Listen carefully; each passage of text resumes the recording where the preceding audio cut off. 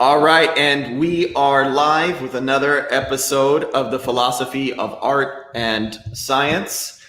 And I will say that you can support this program by heading over to patreon.com/tewahado. That's patreon.com/TEWAHIDO. And if you're not allergic to reading, you can head over to aksum.substack.com and subscribe to the newsletter. That's aksum.substack.com. I am joined today by Mateos Amanuel Berge. Nice to link kami lahat. Hey, beautiful. Thank you for having me. I've never heard this like this. That was beautiful. Thank you. That's how we do it out here. That's how we do Hey, it. He is a senior political analyst on Twitter, a vice president for analysis at JX&R Consulting, a mansplainer in chief, a tango teacher, a radical centrist, a space paladin, a matriot. I got to hear what that one is. And I'm assuming it's like a patriot, but a matriot. And then he's also interested in learning the Amharic language. And another big topic, I think the way I found him is that he's another Habesha in RWRI Twitter, which is the kind of Nassim Nicholas Taleb universe as well. Welcome to the program, Mateos. Hey, thank you very much for having me. Appreciate it. No problem, man. No problem. How did you get all of those lovely titles? Oh man, just my warriorship, all of my servitude on Twitter to the people. You know what I mean?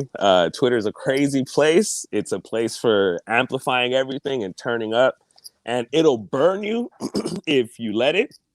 But it's also very inspiring. So I love it. There are times where I will get pissed off about shit, but I know it'll flow by. You know, it's part of that experience. And so all those titles I picked up one by one. One by the godfather of my children. That's when I became a senior political not a senior political analyst, I'm sorry.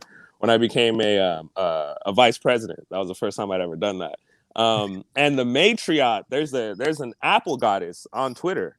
And so, you know, she was just talking about I don't know. She just threw the title out there, you know, where the matriarch's at, and I was like, oh, I'm right here. Like, make no mistake, you know. I got all the love and respect. I threw it out there. She showed love, so I appreciated that. And I was like, I'm riding with this one. That's just too fire. And I have respect for all of our mothers, you know, and in the general sense, our heavenly mother, our earthly mothers, you know, the mother of our earth. So I'm with that. I appreciate La Virgen de Guadalupe. Yeah, exactly. Hey, no. you got it all. Right.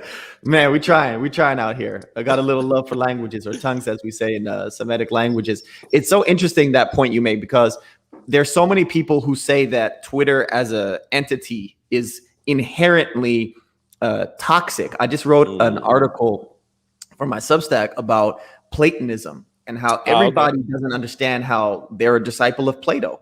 Yeah, and that is, you know, the idea of like essentialism, where you think that like any social medium could be inherently good or inherently evil. You're saying something is like the perfect form of something. You've essentialized that thing. Whereas for me, everything is, and I picked this up from the Bible and the Semitic understanding of life. Everything is functional. Everything is contextual. You just said that you made of it whatever it was. Like people I see all the time saying like goodbye messages. For me, I don't know why they make dramatic goodbye messages. If you're going to leave, just leave. Yeah. Don't tell us you're going to leave. Like, just leave. Like, yeah, it's a certain softness to it that I can't respect as a LA Negro. Nah, I agree wholeheartedly, man. And I'm public about this too, how it breaks my heart, especially with like, I don't know, these alpha Twitters, sort of these people lamenting the fall of hard ass men, you know, but then we're on Twitter talking shit to 20-year-old women. Like, what for what? Because she don't want to have a kid? Like, who gives a shit, bro? Did you read Corinthians or not? Because I'm pretty sure Paul said marriage is a headache. You know what I mean? So it's like these dudes are trying to be like, you just don't know how to be married, et cetera, et cetera. And I'm just like, nah, man. I do know. I know everything, okay? And just look at the numbers. Look at your own parents. Look at all of our communities for the last, I don't know, however hundred thousands of years. Jesus even said that divorce wasn't in the cards, but that we were given a legal part of it because our hearts were hard. You know what I mean? So I'm just like, hey, man, we want to act traditional, we want to act trad cath, we want to act right wing, we want to act Christian, and then it's like we only do that up to a certain point of, I don't know, posturing and being blonde. I don't know. But again, to your point though, and I'm sorry for rattling about this, but it's like read everything and hold fast to what is good. That's always been something that I've written across my heart. Like, and I try to live on that every day. And it does burn. But if it does, just walk away. Like, come back later. Go meditate for 2 That was days. the motto of Haile Selassie University prior to the rise of communism. Whoa, that's era wild. of both of our parents, and my dad was educated there for 1 year actually. Yo, shout out. That's wild. I didn't know that. Yeah. Some people broke some copyright recently and just threw that joint on a clean crew neck, and I tried to buy it, but it was sold out. It said it was written in Ge'ez. It said Pulo Amakro was a Sanaya Asnu. It's examine everything and hold on to what's good. They're different, translations. Yeah. Absolutely. That Pauline line and that First Corinthians 7 that you just quoted is fire. Yeah. I love that. It's a headache. My mom told me my whole life, don't get married. I was like, no, I want to get married. Like, I want kids. I want to have family. She was just like, don't do it. And I eventually I started getting hurt by that. What's that supposed to mean, Mom? But she's like, nah, I love it, but it's not for everybody. I don't think people should do it. And when I got in it, I was like, oh my God, I love it. Did she want you to be a player, or did she want you to be a monk? Exactly. She wanted me to be a monk. You know what I mean? She was like, you know what? If you want to turn crazy, go be a stripper. Get it out of your system. Don't turn into a prostitute, and then just go read in the mountains. And that's why now I'm out here like towards Riverside, you know what I mean? Just out in the desert with my family, going deeper and deeper east at any chance I get. Eventually, I'm gonna end up in that desert, man. But that's dope, man. That's dope. That's so funny. Yo, shout out to Ender Wiggin out here. He said, yes, radical centrism. I threw radical centrism in the title of this live stream. Can you talk to us a little bit about radical centrism?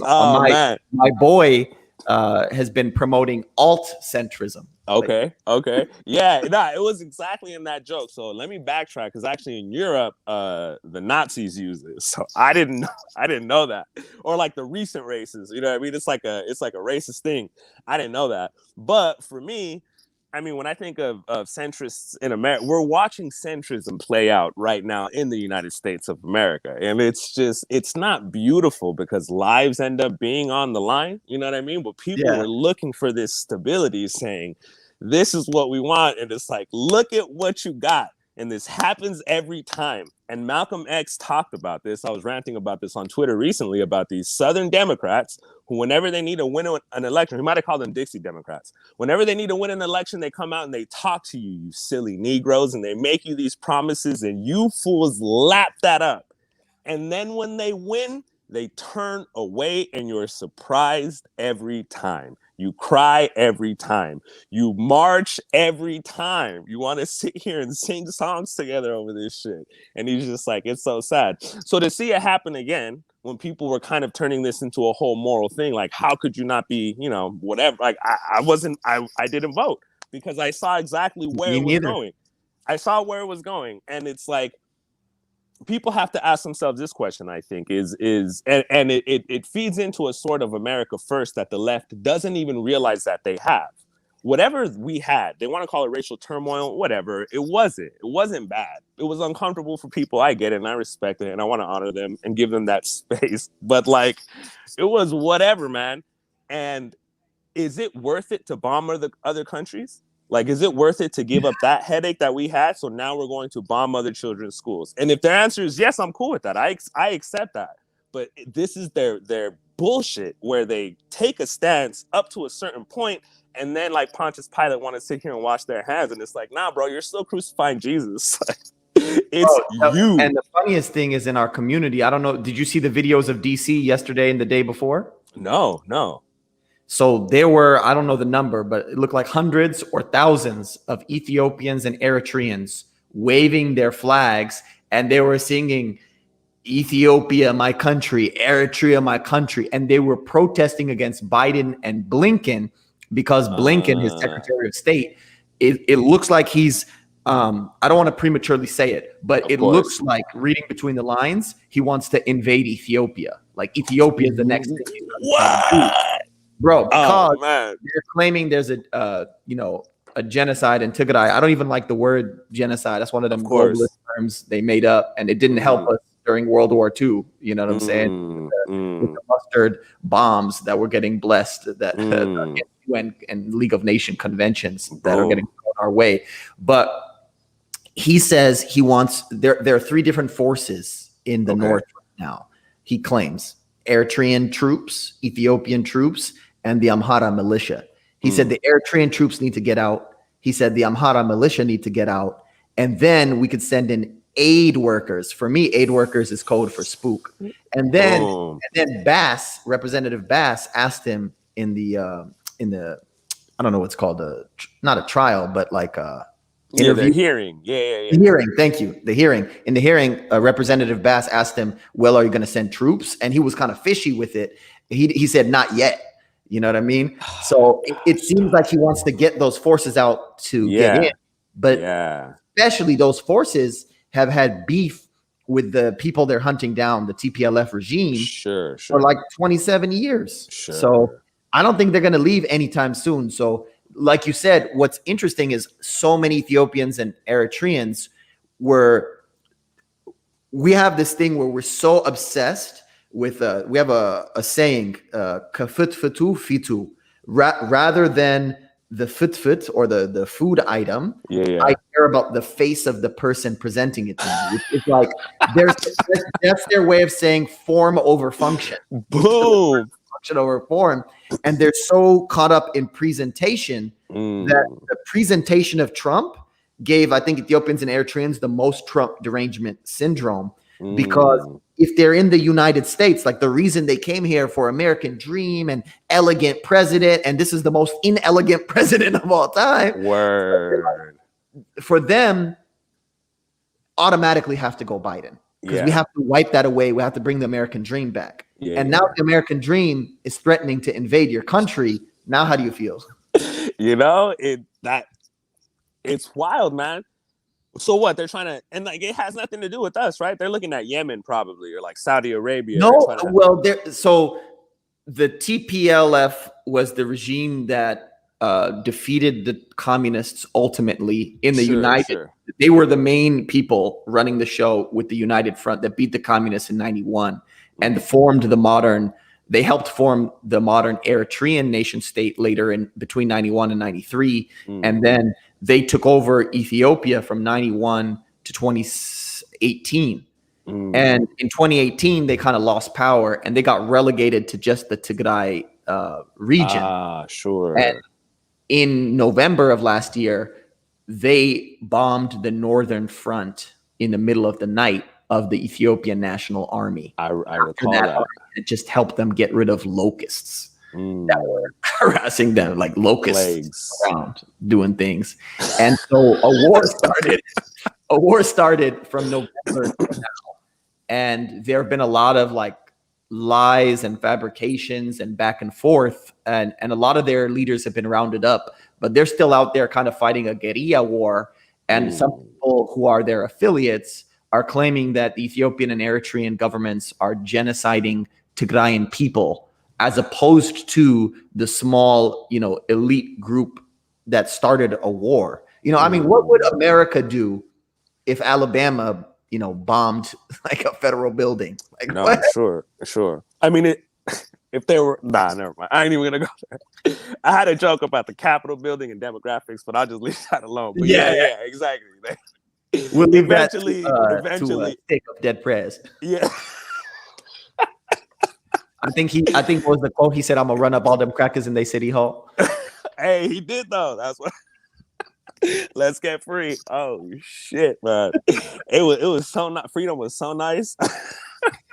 Yeah, but yeah, that you're right. It's been a tactical location for them fighting, them Al Qaeda affiliates, the Al Shabaab in Somalia, as well as fighting Yemen with their Saudi barbarian allies. So you're right about that too. It's like it's got strategic. They always use anytime we talk about Ethiopia, they're like it's the strategic position in the Horn of Africa. I'm like, strategic for what? Yeah, leave the Red Sea alone, man.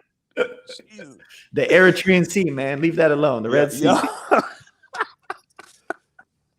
Oh gosh, darn, that's fire. But yeah, man, wow. Yeah, we sorry. Thank you for that. yeah, we so that's kind of why they were protesting, Yeah, and yeah. it's a weird dichotomy. And it's funny because my pops, he used to say this back in the day, like, is to ask him about various political things. He would never give me an answer. And he would say to me, Mm, the only thing I care about is what's America's foreign policy to Ethiopia. And so mm, I don't think the other people had this view, but it's interesting sure. if you line up domestically with the, Mm, centrism and you love it and mm, you're like, this is what I want. But then you bring up, like you said, but then bombs are getting yeah. dropped on people overseas. What Yeah. what moves you? What lights that indignation, that righteous anger in you? Yeah, beautiful. Thank you. Yeah, and for me, it's like as long as because there are people here who are like, I would gladly bomb others than ourselves. I can accept that. I just don't want us to lie to ourselves because now look, we're like who was it, Iran we hit the other day? Now they're looking at Ethiopia like that's just highly unfortunate. But yeah, so to me, the whole centrism thing, like it's a joke. So my whole platform now, and I'm gonna try to run for state assembly on this, we announced it first here, is fund everything but fire all the administrators so that the money just goes directly to the people and they have to show receipts. And if you don't use the money for what you said you were going to use it for, you're never getting another dollar again. That's it. It's over. But they're not down for that because administrators have just as much of an incentive to exist. Like they act like we want this money for the people, but we know it never happens that way. So when you want to put their job on the line, they're not willing to sacrifice themselves. No one's asking you to take your son to the top of the mountain and sacrifice him, fool. Just asking you to go get a job at Jack in the Box or Stater Brothers instead. And you won't because you don't care. And as long as we all know that, then I'm fine. I don't need to press the issue. I don't need to call them out on their hypocrisy. I just want to see whose face I'm looking at. And then that way I can know where to be more paranoid than baseline paranoia.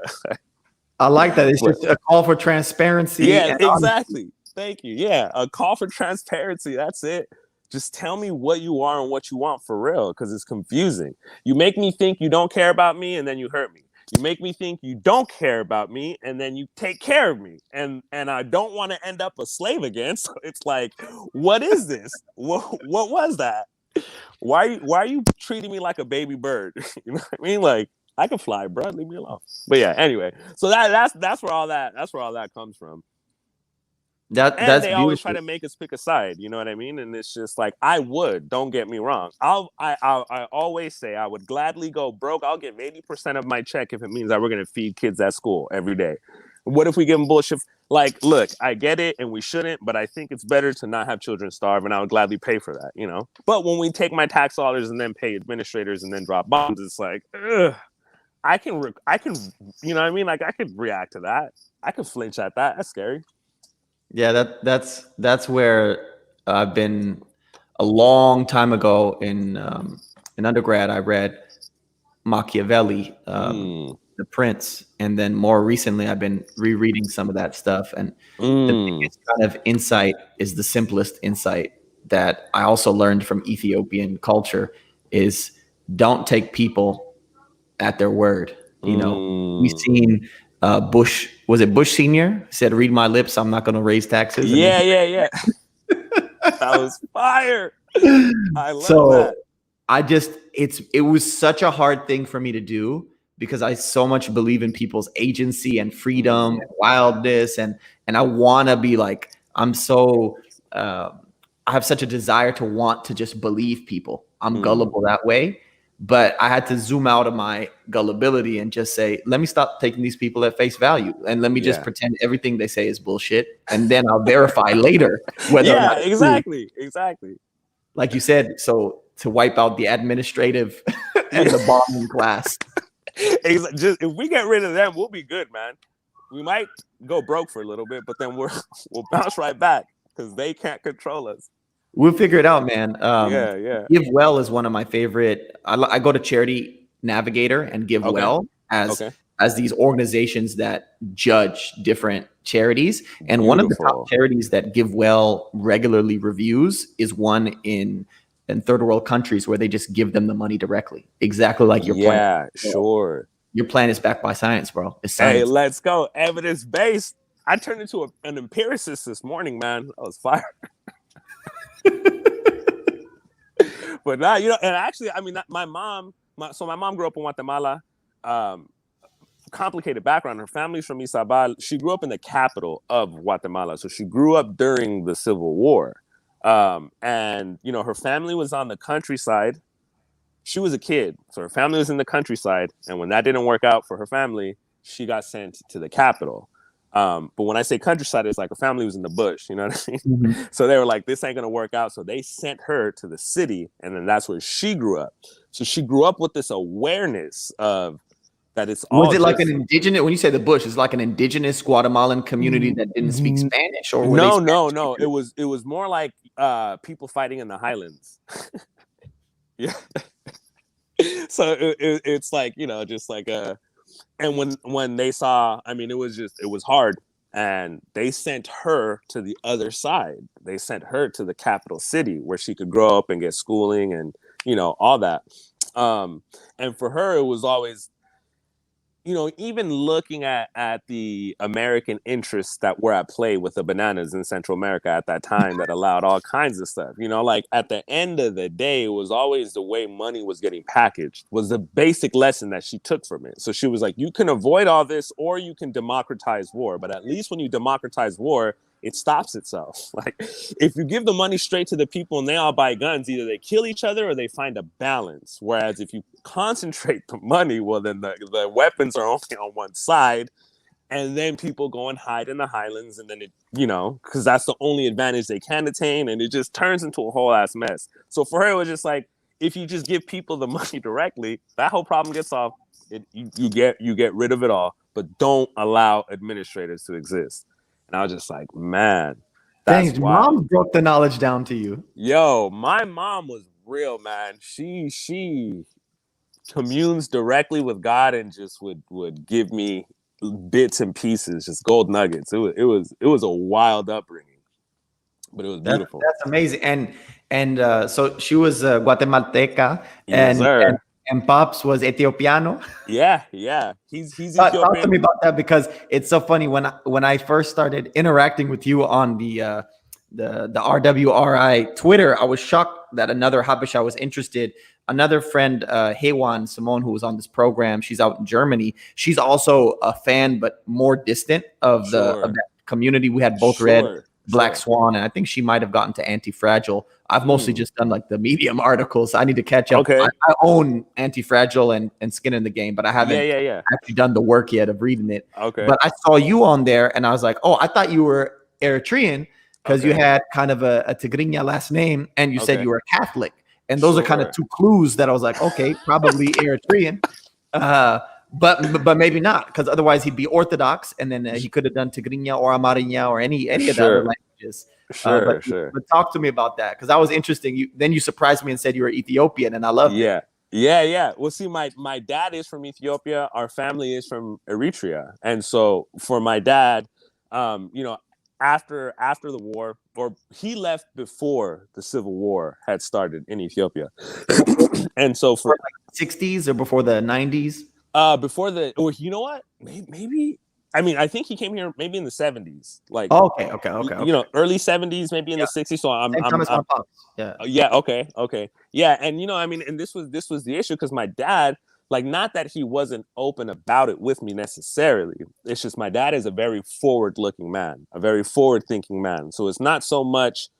Coming back to this, you can't take things at face value. So yeah, I can give you my whole history. I can tell you all the words. I can tell you my entire perspective. But what use is that if the information that I'm getting isn't even complete? So it could be I'm using all five senses to analyze something. But if the information I've been given is already treated, there's no way I can ever access the truth. And so that was my dad's whole thing. So for him, it was always like, read everything, hold fast to what is good, but you always have to just be looking forward. So when he came to this country, for him, it was like he had left Ethiopia, but that's where he was raised. That's where he was born.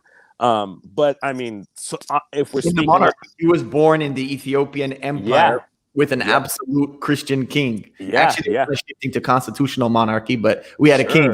That's fire. That's so crazy. Yeah. And see, I mean, and honestly, this is where I'm lacking. Like, I'm lacking in a lot of history of our own place from where my dad is from, but part of it is because he and I would be talking about modern politics. You know, he was giving me the politics of my country, and for him, yeah, exactly.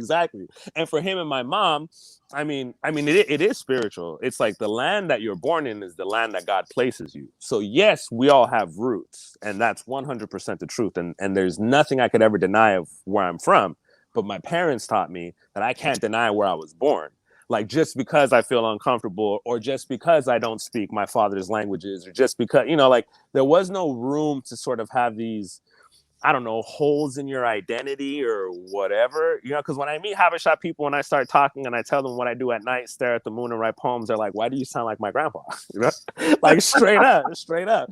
And I'm like, I don't know, because I never spoke his language. Like, I never learned it. I never participated in that. But there are certain aspects where with my dad, it was like, you know, my dad was like, you are who you are. And then over time, you start to realize it's actually not so simple. I am contingent on a lot. My perspectives, I'm over here thinking I'm on that new quoting Paul, and it's like Haile Selassie University. Oh, well, this must be one of those cultural gems that have been passed down between all of us. And it just informs our perspective. So I didn't get it. I got that from my mom. I didn't get it directly from my dad. But with my dad, it was like, they match it. They got some match. They're equatorial nations. They match. Exactly. It's wild. I mean, yeah, man. My spicy parents, food, bro. Yeah, exactly. And like I mentioned to you before, like my dad's mother taught my mom how to cook traditional dishes. So my mom brought us in as much as possible, because my dad's mom knew my dad wasn't gonna teach her shit. It was just like, you know, she was out here too, or she would come to visit. So I have two older brothers. They met her. They met my grandma, Latenegus, but I never did. Her name's what? Latenegus? Latenegus, yeah. Oh my God, that's so beautiful. That means daughter of the king. Beautiful. It's I had that's nothing, good, bro. Your grandma got a good name. I love that. Hey, let's go. Yeah, and I mean, that was my dad. So there was somebody on Twitter I was asking the other day. Like, my dad told me that it was goods that we used to insult the king. He told me this when I was a kid, right? And I didn't quite understand what it was. And I asked somebody, I was like, yo, what's up with this double language thing that's going on? You know, I never, like, no one ever quite had an answer. But recently, it was even within this last week, I think BBC, some bullshit network, right? I don't know how YouTube knew I was talking to you, bro, but they knew. Yeah, they knew. And then they start sending me this stuff. So I was like, it's a sign. I'm down. And in there, they were talking about, I think it's Asmari or Aswati, a type of music. It's freestyling. Asmari. Okay, beautiful. Yeah. So the woman was talking about Asmari, and then she had mentioned that in these songs where they're basically freestyling, that they're speaking in these double entendres where it can be an insult or it can be, you know, sort of respectful. So the older tradition is called kene. And kene means to submit. And the idea is to submit your tongue and your thoughts to God. Okay. And it's a part of the church tradition, and it uses the Ge'ez language. Okay. And there are a lot of rules, and I don't even know all the rules. Yeah. Poetry that you perform in the church and outside of the church to learn it, to prepare for the church. And it's not total freestyle. Like, you think about it in advance, and then you present it, but you're not supposed to write it down. It's supposed to be off the dome. You're supposed to memorize it. So you commit the poem to memory, and it has these layers that are called saman nawerk, which means wax and gold. And the wax is the outer layer, the base meaning. Like, it could say, you know, Matthew is by the tree. But then the work is the gold, which says, like, oh, the tree is the cross of Christ. That means Matthew's a Christian. You know what I'm saying? And Matthew we're talking about is not Mateos Amanuel Berhe. It's Matthew from the Bible, like Matthew the Apostle. Like, so that is the older church Kene tradition. Then they begin teaching Saman Nawerk in secular settings. So the Asmari is a secular singer, as opposed to the Kene Mamhed, which is a church person. And the secular Asmari is one of the only classes in Ethiopia who were permitted to insult the king. But like we said earlier, it's not direct insult. It's indirect. Wax and gold. Beautiful. Hey, and you know why my dad told me this randomly, right? Because like I said, forward thinking man, you guys have to learn Chinese, English, Spanish, you know, like he was like, he noticed I was rapping because I'm a rapper at the end of the day. This informs everything I do, why I process information the way that I do. I grew up freestyling. So now my dad hears my music and he sees me freestyling and he said to me, "What are you doing?" And I said to him, "I'm praying," because that was always my goal. And like I got a bunch of music on SoundCloud and everyone always know, you will hear me like I'm always rapping about bitches or this or that, but I was trying to not. So I stopped cussing at some point, not on some cheesy shit, but it was just like, I'm not going to cuss in my music because it's something different. And so my dad picked up on that. You know what I mean? And then he tells me this and I'm just sitting there like, all right, can I go back and play Final Fantasy VII now that I'm depressed? Like, why would you bring this up right now? I was about to go out. I don't want to ever leave my house. And like interactions with my dad were so wild. They would affect me. It would be with that sort of depth because it would just be, you know, an 8,000-year-old consideration. And then he'd go to his room and then I would just kind of sit there for 3 days.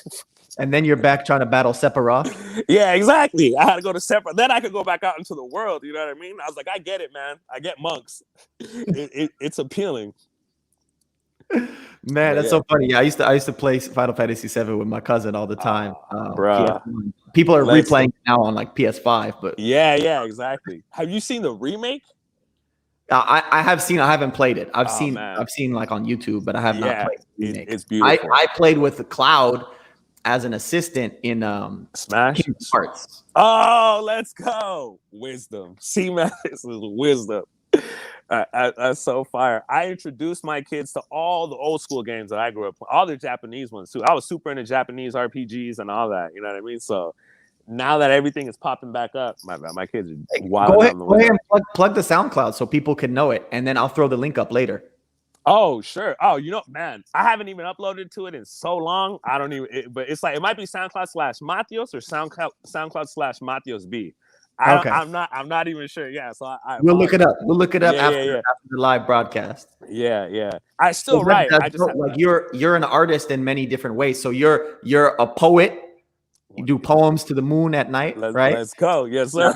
And then at the same time, you said you're a rapper too. What creative things do you do? And you know, how long you've been doing them? Oh man. I think at the core of everything I do is writing.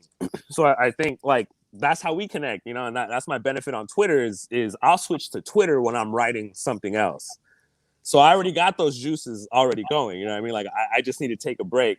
I went to school actually for creative writing, which was a bullshit degree. I went in thinking this is nonsense. And it just so happened that the professors that I had, all published authors, but more than that, they were all brilliant writers and they all had a craft. And for them, there was no such thing as writer's block. If you get writer's block, switch what you're writing or go and read something for an hour. And if you still have writer's block after an hour of reading something else that's inspiring, you're probably about to die soon because your nervous system is shutting down. So they were just like, so then die, write or die. You know what I mean? Make your peace with the world or whatever. So I took that to heart. And, you know, craft, I mean, it growing up emceeing, it was like you had to figure, you can only get better freestyling by freestyling. And then you end up battling people. And I was young. So I was 14 going out. You know, my mom was letting me go out to cafes and bars and shit. And I'd be on stage battling grown-ass men, calling them fat or whatever it was, just insulting them to their face. They would talk about my hair. I'd be like, well, it looks like your mom's pussy. Ha, ha, ha. Like, oh, it was just wild. Absolute insanity. But from that, I learned that, dude, through repetition, you really do get a hold of something. Like, you actually do grasp that object in your mind. So I write above all else. But I mean, I write songs. I was a songwriter back in the day. I would write songs for people. But for me right now, it's all about poetry. I'm writing stories. I got books that I want to write for my sons. I see the kind of stories that they like. So I would like to write things like that. You know what I mean? But yeah, so I'm always trying to keep myself busy in my art. And at the moment it is for myself, but it's collecting. I'm not just writing and not sharing. It's like the stuff is bigger now. So it just takes a little bit more time to put together. I like that. So it's something you've been developing for a while, and you're constant. I love the idea that you can't get writer's block, because I've had similar ideas with that with people, and it's a muscle. You know, another kind of 100. world that I've seen you in is the strength training world. I see Oh, you let's in strength go. training too. So Yeah. that talk about repetitions, that Yeah, automatically exactly. comes in my mind with strength training. 100.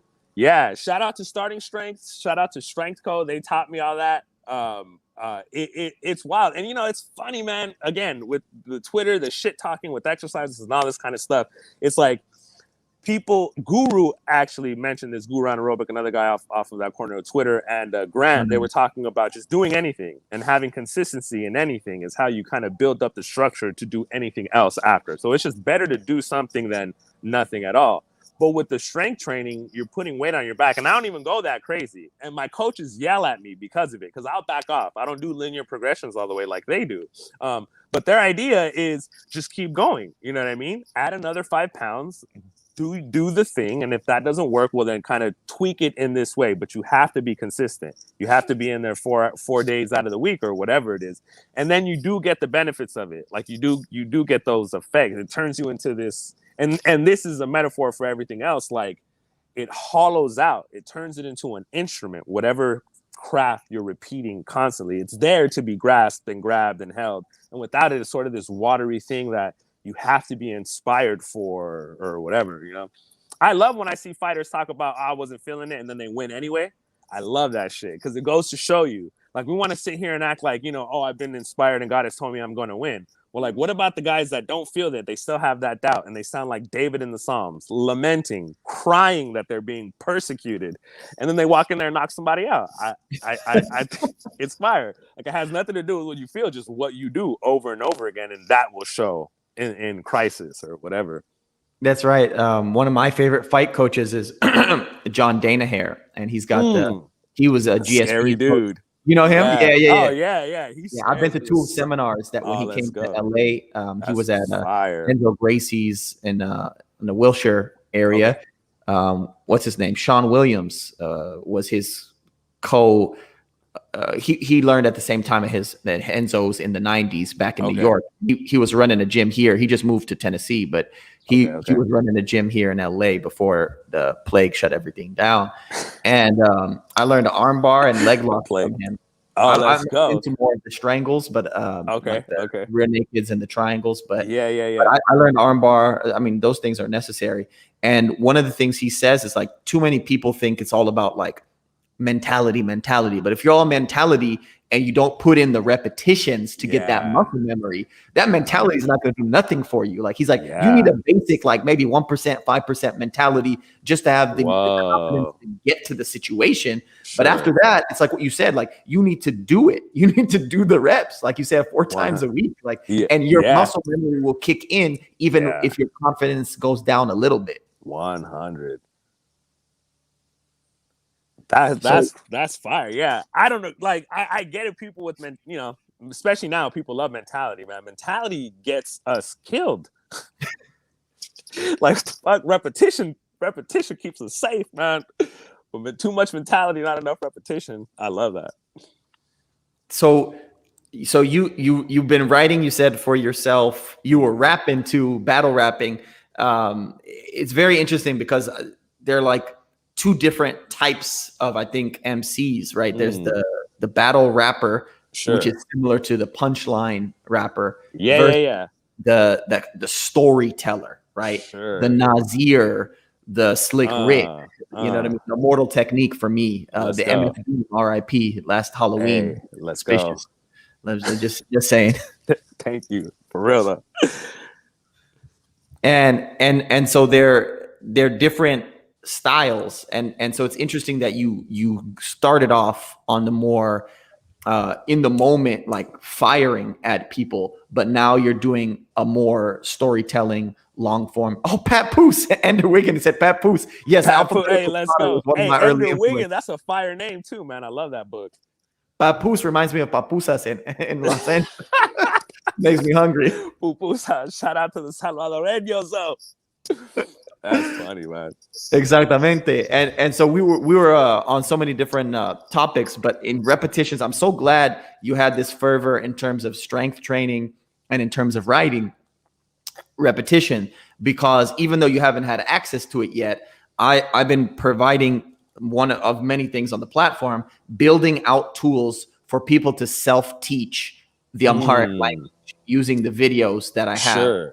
And half the videos are out there for free on this YouTube channel. Boom. But if people join, there are three levels. There's a $25 level. That's if you're feeling like you're a prince. There's a $5 level. That's like if you're feeling normal. And if you're feeling like I'm broke, but I could still learn Amharic, $1 a month gets you access to all the videos. I've done the first 10 Psalms so far, and I plan to do all 150 Psalms in Amharic. Not from a theological perspective, just from these are what the words mean in Amharic. So that you build your vocab while doing that lamentation of the Psalms. Yeah.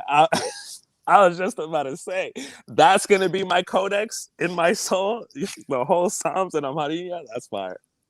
Then you just quote the Psalms at your dad. You won't even know how to form other sentences. You just that. Yeah, exactly. He's going to slap me for sure, but I'm down. It's worth it. It's worth it. Dude, I was Baba, why have you forsaken me?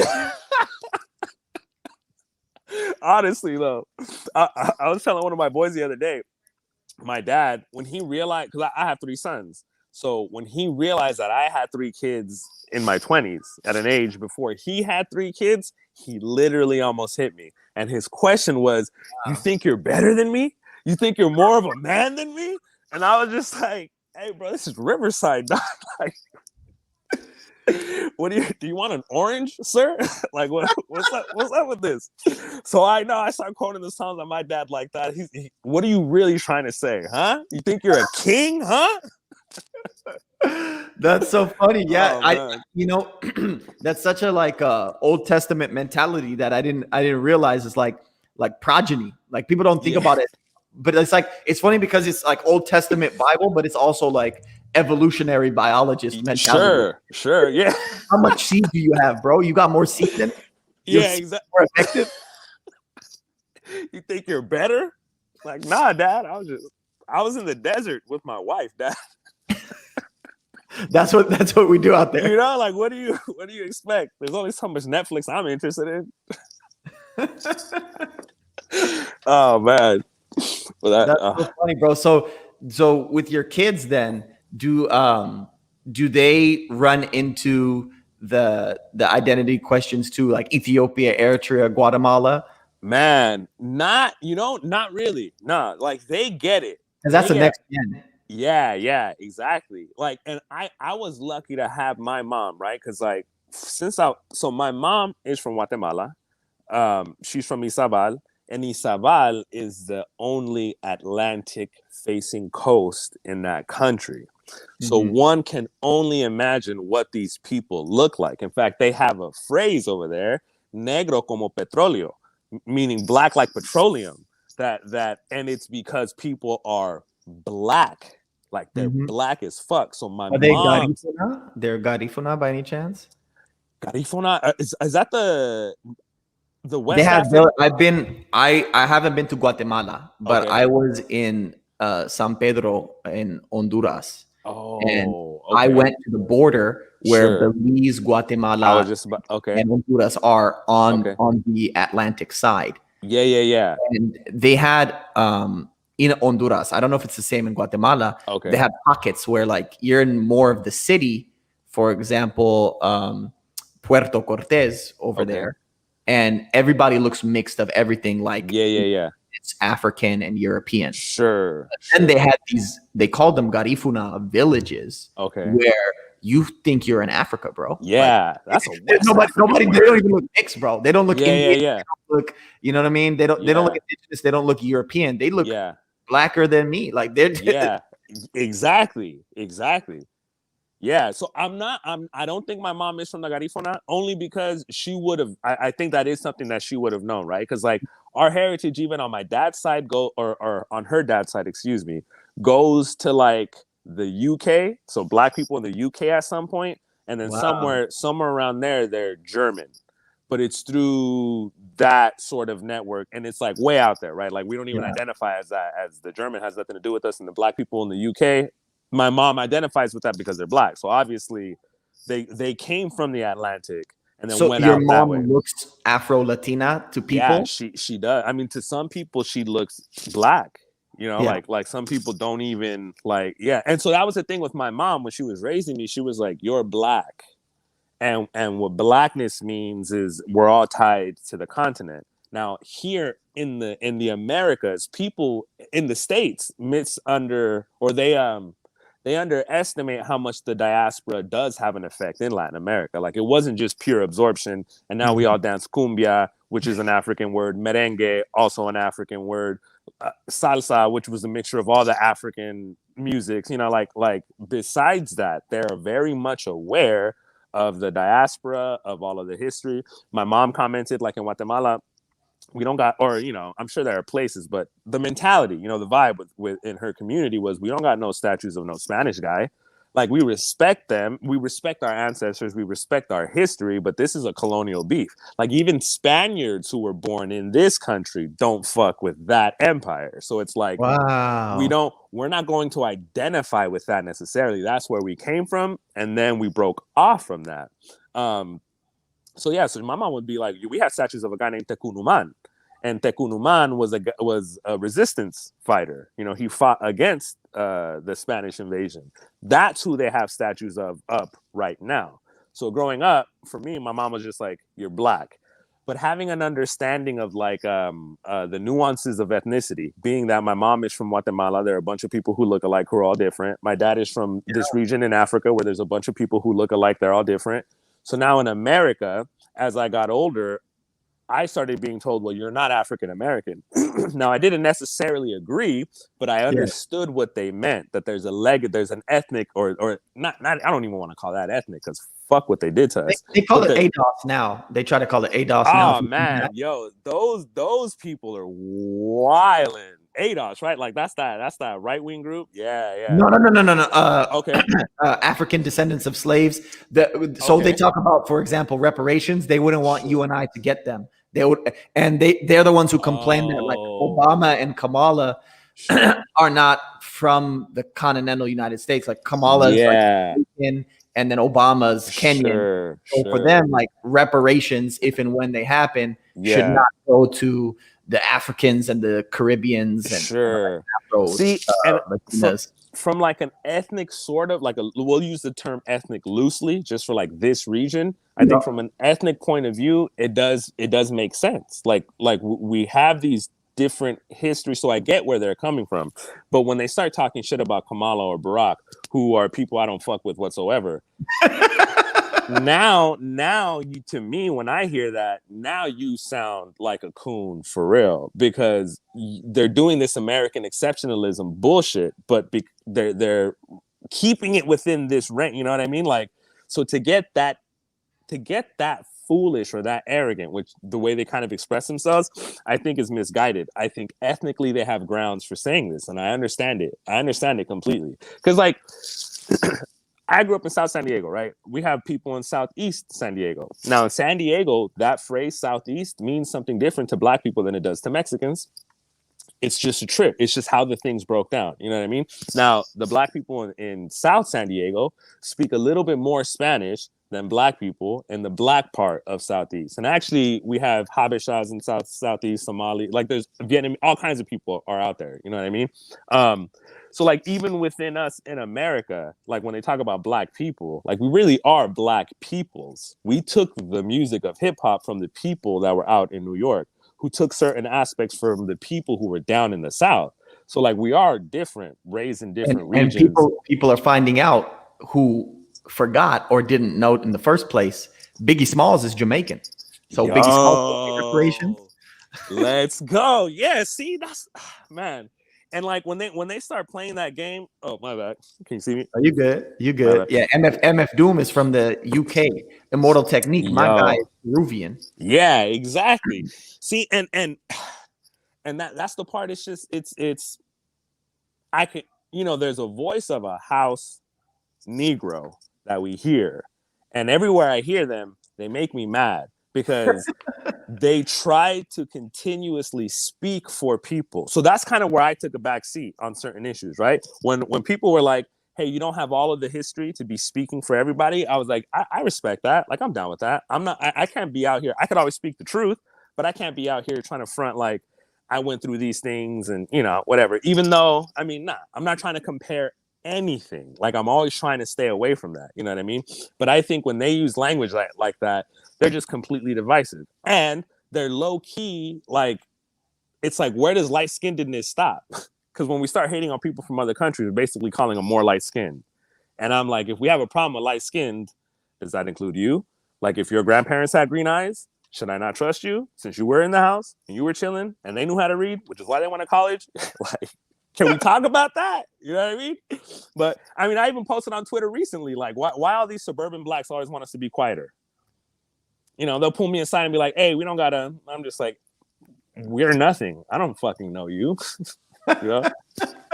And don't ever feel so comfortable to talk to me like that again. Like, we're not gonna vibe on this level. This is just like if some dude named Jeff did the same shit to me. You know what I mean? Like, it's disrespectful. You're trying to rein me in like I'm some kind of dog. But anyway, it's just complicated. It's complex. So for my kids, it's like, you're black. Now, what that means is very complex, and this is something that you kind of have to explore and look at. And at the very least, I am going to teach them my father's at least 2 languages, Amhariña and Tigriña, and I'm already teaching them Spanish. And that's how this all kind of came up, because I'm teaching them the vowels first, right? A, E, I, O, U. That's how we're teaching in Spanish. And then I make them go through all the consonants. And this is how my mom told me to teach them. Ba, be, bi, bo, bu, ka, ke, ki, ko, ku, da, da, di, do, do, da, da, da. And as I'm doing this, I'm thinking to myself, I remembered a paper actually that my grandmother wrote, I think, or I had it in my mind that what my grandmother taught my siblings this in this way, because no one ever taught this to me. No one in my family, none of my uncles, none of my cousins. And I don't say that talking shit. It's just, I just want to make sure. For not teaching me the language. You know what I mean? I just want to make sure, because I live with a lot of family. We were always in the same cities. Not one person ever wrote any alphabet for me ever in my life, which is funny. I'll just mention this on an aside, because when I got older, and I only call my uncle out on this because other people had said this, but it was just like, you know, they say it in such a hateful way, and it's just like, I don't want to upset them any more than they already are. But I mentioned to my uncle at my brother's wedding, yo, I'm trying to learn Amhariña. I'm trying to learn Tigriña. I told him Tigriña, actually. I'm trying to learn Tigriña. Like, I'm trying to get a hold of the language. And then he said to me, well, you would have learned it if your dad would have married a Habesha woman.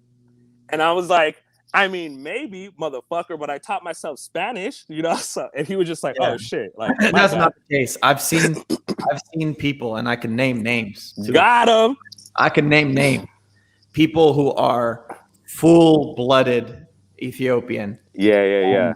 They can't communicate conversationally with their own grandma who lives in their house. Yeah. I know people like that. My generation, people like that. At the same time, my generation, I know people who are half Ethiopian and fluent in Amharic and spank people in Amharic. Like, exactly. I know people, I'm trying to think off the top of my head, like, who are half Chinese, half white, like half whatever, but their Amharic is, because especially, okay, I knew this one, a number of years ago, she was half Japanese. Okay. And so the thing with her, you know, some people being racist, whatever, they see her and they go China, because that's what they know. Asian, that's what they see them on. They just say China.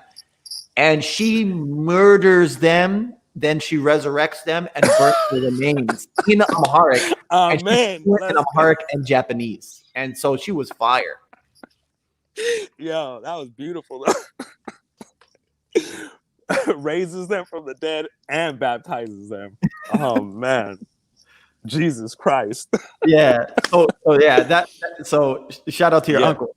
Yeah, exactly. Nah, and with my uncle, like, it's all love, because I talk shit to him directly right there. You know what I mean? I was like, fuck out of here with that. And he's like, nah, my bad. And I get it. And you know, like, I get it. I get it. It's just easy for things to say. But that's why I'm making the point.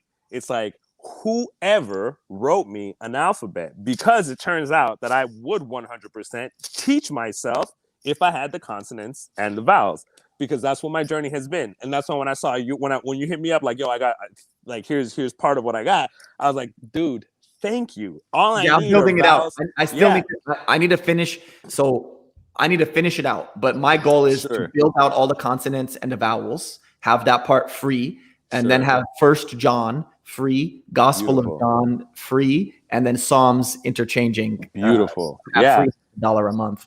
Nah. Hey, and I'm with that. Let me know. I'll put that 25 down like nothing. I mean, and for me, it really is important. Like, because that's the other part. As I'm learning, because it's the Ge'ez alphabet, right? That we use. Correct. Oh, okay. So That's as I was only alphabet. There's only good. let's go.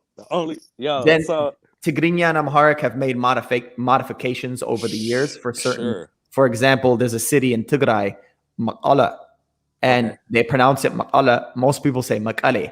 The doesn't exist in Ge'ez, doesn't exist in Amharic, but Tigrinya speakers use it. So they made a whole row of So there's a ka, beautiful. and they just put a little line on top of the ka and turned it into a. There's also the word ho'o, which means back in sure.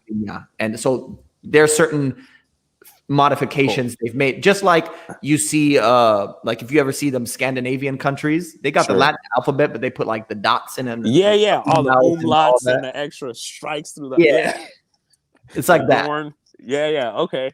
Less extreme. It's sure. But yeah, good as alphabet. Okay. Yeah, as I was learning that, ancient astronomy suddenly made way more sense to me. Not astrology. I mean, I guess for some people it was astrology, but I'm talking from the astronomical point of view, because I'm seeing these letters and I'm seeing each letter has a constellation of 7 parts. Yes. And I immediately noticed how useful this would be for encoding information. So I was like, besides the language that this can contain, this is a mathematical object now that has these 36 parts, and each part also has 7 parts within it, which then when they get combined, all this combinatorial nonsense.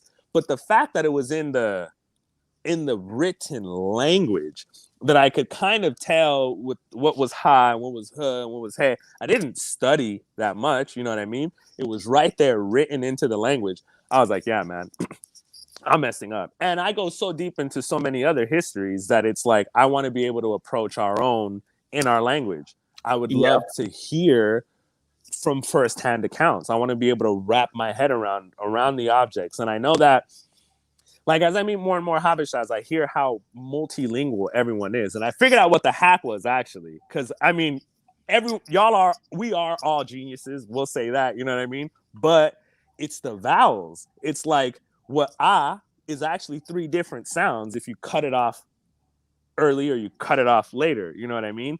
And being able to hold that, like that, the sounds that you just made in Tigrinya, that, I can't even do it. I do it too hard. Yeah, my fiance, she makes fun of me. She's Eritrean, and she makes fun of me because she says I emphasize it too much. But if I underemphasize it, I'm just gonna make it sound like Amharic. Yeah, sure. Yeah. I OD it sometimes. Yeah. Nah, but it sounds like different to me. I see exactly what you're pointing at. Like, I've always had an ear with Spanish speakers where people were from. Like, just even if they could say everything perfect, but the moment they cut a T just a little too, you're from Venezuela, huh? Like, why are you over here talking like you're from Tijuana, bro? Because you confused me, dog. And now I know why your name is actually Charles and why your eyes are blue. You know what I mean? Because you're from Argentina, bro. Just be proud of that. Like, that's you're German, bro. You're German, exactly, bro. You want exactly. They got those German communities out there. Yo, hey, some of them got some old uniforms. You know what I'm saying? Bro. Like, our friend, our friends that we grew up with, right? If you're from South America and you have these features and they're not Italian, you know where they came from. Like, it wasn't British. And you will see them and people know. And it's funny. I mean, I think racially, well, because it's just like thinking about Ethiopia, right? You had mentioned before, like, there's tolerance, but there's also deviations from tolerance as well. And in Latin America, they're ahead in race. Like, they're ahead in ethnicity. Like, they get it. They're not forcing people to be together necessarily, or forcing people to end up separating necessarily. There was still segregation when my mom was growing up, so that shit was real. But it ended up so mixed that everybody just ends up looking Filipino anyway. And that's an Immortal Technique quote. He said that when I was a young man. Bro, I got that before. People have asked me if I haven't been Filipino. That's the one that throws me off. Bro, people have thought my dad, because I said we grew up in San Diego. People would walk up to my dad and start talking in Tagalog, and he would respond in Spanish, and then they would respond in Spanish. And I was just like, what is the world, bro? Like, what is anything? And again, this is why my dad underestimated the value. And I mean, now he does, like, not regrets necessarily, but he was like, I could have taught you. Like, my bad. I should have, like, it wouldn't have been much. But he does, like, feel that sort of, damn, I should have connected you with that when you were younger, especially when you were interested and you were asking. But, things are what they are. I feel like my pronunciation is cool anyway. And that's always my big thing, is as long as I don't have too much of an accent, like, I feel comfortable speaking whatever language, because I want to respect what it sounds like, because it has its own rhythm, its own poetry, the way it constructs thoughts. It's so funny. I grew up with a Mexican Spanish accent. I grew up in a mostly Mexican neighborhood. Oh, sure. But then I had certain things, like I wanted to be different to throw people off. So I messed with Rosetta Stone a little bit, and I chose the Spanish from Spain. And I started saying manzana and bicicleta and stuff like that. You wild. Then I went to Honduras for a week, which is when I saw the border of Guatemala. Oh, yeah. Belize, but I didn't have my passport at that moment, so I didn't cross over. But that week in Honduras changed my accent. When I came back, my Mexican friends are like, "What happened to you, bro?" Like, you sound different, eh? Yeah, exactly. Because they can tell you sound black now in Spanish. That's what it was. Is that what it is? I don't know what it was. It is. But so I can't get it back. Like, unless I'm being like hella stereotypical, unless I'm like, I feel pushelo, yeah. Get in the troco. Like, unless I'm using Spanglish, I could still kind of pull the Mexican accent. But I think it permanently changed my Spanish. Yeah. Hey, that's fascinating, man. I mean, like, I've seen this happen with people who speak English who go to Britain for a little bit, or like our languages are so impressionable. It's so wild. But yeah, like in Latin America, you can call it like a coastal accent, because in a lot of places it's on the coast, but it's not just on the coast. And I think they call it the aspirated S. So you hear this from Spanish, or from Spain, español. They'll kind of drop that S. But that has a tradition that comes from West Africa, and I can't remember. Yeah, they have languages out there where they have the aspirated S. So I imagine you have a bunch of Andalusians who come through who have an aspirated S. They link up with all these Africans that they fucking stole. But as the language ended up evolving, ahora vamos a esperar. Ahora vamos a hablar más de, and that's not even my accent, you know what I mean? Like that, but that's what that is. That's that coastal aspirated S or whatever. Honduras has it, Central America has it. Mexico to me has. You ever heard Equatorial Guinea accent? Nah. Bro, in Spanish? It's the only country in Africa that speaks Spanish. Yo. I studied them in undergrad because they had some corrupt oil dictators in their tiny country. And one of their dictators, the dictator's son, he said his job was Minister of Forestry, and his salary was like $60K a year, but he had a $32 million property in Malibu, and we were so we saw his property and we're like, what about that? So anyway, that's how I learned about them. But they're on that west coast of Africa, like you're talking about, and they speak Spanish exactly the way you just did it. Yo, that's just so, dude. And this is what I'm saying. Like Latin America, the diaspora, so much information was encoded in just everything. You threw it into the music. They looked down at voodoo and santeria and all this kind of stuff. And I get where they're coming from, but people encoded their cultural information in different ways, and we were able to hold on to it. So now as we learn more and as we link up, the world becomes more global, all this kind of shit. But, for me, it was like going to college out in UC Riverside. There was a bunch of Africans from everywhere, like Africans from Canada. Like, why the fuck are you guys up there? New York is right here. Like, why? But, everyone's from everywhere. And they had a sort of this, I'm so sorry. I lost my train of thought with that. About the languages being affecting and encoding. Yeah. Thank you. We kept so much, and once you meet people, now because that's been my experience, right? Like the diaspora is thought of different in Guatemala, but it is expressed. So when I learned things and I come up to the state, or, our culture comes up to the States, I'm learning hip hop and all this kind of shit, then I meet actual West Africans, people directly from West Africa. and then they explain to us what we already know. That's why I love the kente cloth. I think the kente cloth is just beautiful. It connects people to the Akan people. You know what I mean? Like the Asante, shout out to them. And this is like why when the like when the political candidates had the kente cloth and they were bowing down. I literally cried. I cried when I saw that. You know what I mean? It hurt me because I like kids out here use that for graduations. Yeah. And it's because you no longer have your mother tongue. And there's no way to get it back. Whatever it was when we lost it as a people, that's gone. We can only connect now to what exists or whatever. So it's like, to me, that sort of connection shows people here, you do have a history. So don't forget that. Don't let yourself get caught up in the left wing or right wing bullshit. Don't let yourself get caught up in identity of this or that. There are traces of you everywhere that you can find, and it's coherent and it's everywhere. It's in Japan now. It's everywhere. And they have it and they can explain it to us. So when them pricks did that, and it was over the George Floyd thing too. Oh my, I was flabbergasted. I was like, how disrespect, because this was literally taken from us for what, 400, 500 years. Like some people didn't learn about that until college, honestly. And then they just wore it and then they now, looking all sassy. I thought Nancy Pelosi looked good too. I thought she looked so fly, but it was just so fuego, man. Hurtful. Yeah. And she was in all red. I was like, yo, I apologize to my wife. You know what I mean? That was unnecessary. But I was like, look, man, I'm just an empiricist. What you want me to say? Nancy was looking fine. No vale la pena, man. Yeah, exactly. Not worth it, eh? No vale la pena. Oh, gosh. I picked that up from my Argentinian professor.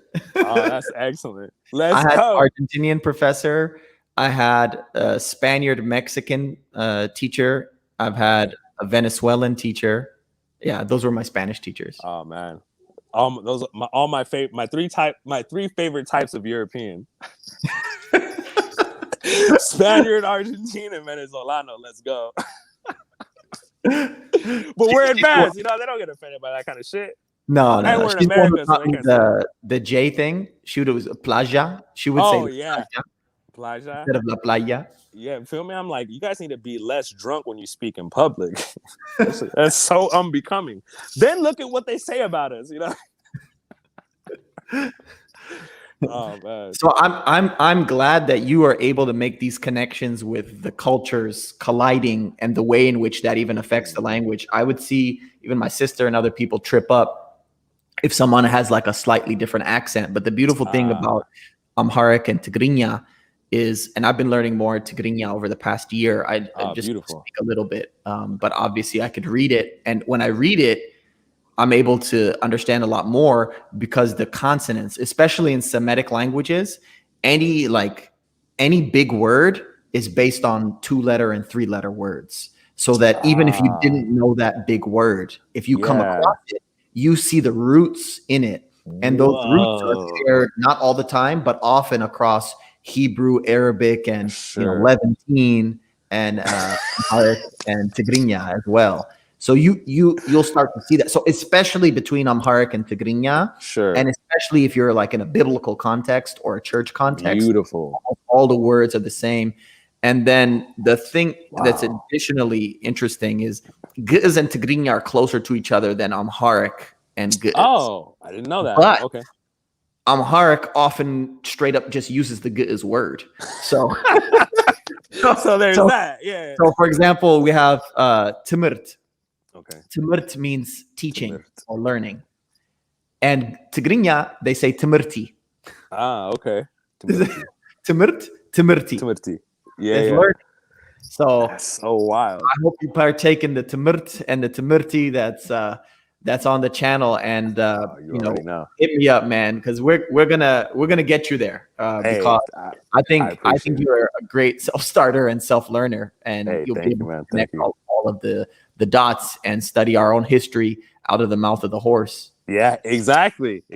I'm trying to hear all our old words, man, because I only get it through my dad and through people like you. You know what I mean? Where it just comes out in our conversation, and it's just like, how do I hear this how we hear it though? Because I'm doing this in a Germanic tongue and it's fire. Don't get me wrong, but I'm trying to hear how we hear it.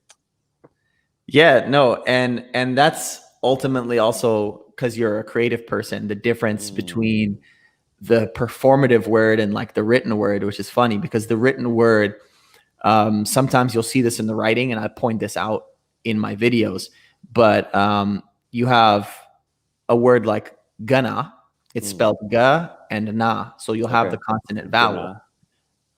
If you tighten they call it tightening and loosening in the Okay. language. If you tighten the na, you'll say gana, it's Christmas. And that's a borrowed word from Greek, Christoganna, which means the Oh, nativity of Christ. crazy. Sure. Short version. If you make it Yo. soft, it's spelled the same way. It's spelled the Sure. same way. But if you make it soft, the na, gana. Gana versus gana. The gana means not yet. So is it not yet or is it Christmas? Christmas. Oh, it's Christmas not yet. You got to combine them. Oh, Like, let's you only go. know it, like you said, performatively, or in the context of the sentence. Like Sure. those are things you'll be hip to. Oh man, that's fire. Yeah, right. When you said that, I was like, this is part of why we can do wax and gold, because we can hold on to what we mean. If I'm slurring and I'm drunk anyway, everything is long. So now you gotta wait. You gotta wait. Oh God. I'm about to cry, bro. This Deacon, thank you. You got it, man. You got it. Man. Do you have any as we close out here? You have anything else you'd like to plug? Definitely plug the Twitter handle because they need to follow you to have for fun sure. and enjoy. Matios Anything TV. you want to plug or any like final thoughts, last message to the good I mean, folks? hey man, I appreciate your time. This was beautiful. Even our conversation before, I was able to learn so much. You know what I mean? And I really do take these things to heart. It's nothing but gratitude. Thank you so much for this. Yeah, and shout out to Ender. He just mentioned John McWhorter as a linguist. I listened to his podcast, Lexicon Valley. He also things on politics which are similar to us, trying to craft this like unique lane, like you said, without being quite left or right wing, but trying to critically think. And one of the things he says is, you mentioned how there's this like uppity suburban black folks who think they speak for all black folks, but sometimes these heterodox opinions, or not even sometimes, all the time, he said, go to any working class black community and whatever, if you're trying to say that you have a platonic ideal of problematic, you're going to start saying all these working class black folks are problematic. And I had heard him say that and I forgot about it. And I was thinking, I'm probably usually one of the most problematic people in the circles I'm in. Okay. Circles. But then I came across one of my homies who was definitely more from that working class background. And he just started saying some problematic things like 2 or 3 times. And I winced. And it was so funny. Like the reaction, I was like, I wouldn't say that. But in my head, I was like, oh, you can't say that, brother. Like, but I didn't say anything out loud. And then I was like, oh man, bro, like you're just free, bro. Exactly. Nah, that's always been my thing, man, and that's always been my problem, especially with those, I don't know what you would call them, but to me, they're gentrifying ideas, right? Because like, if you want me to change how I'll talk, I'll change it. Especially for a guy like me, I don't give a fuck what I say, or But when someone comes at me like, hey, there's X and Y reason, and there's this history, and you don't give a shit about this and that, I always have to calm these people down, but it confuses me because I'm willing to listen and I'm willing to change at all times. Word. Why can't you just talk to me then? And when I look at the demographics of the people who get to talk to me like this, it ends up being uppity something or uppity something else. And that's always my problem. It's like we're always practicing, and we're all guilty of it. You know what I mean? Like I'm over here talking about shit about people in the suburbs as I live in the suburbs. And that's why it's an issue to me. That's why it's an issue to me, right? Because like, you need to be quiet. I'm like, no, I don't.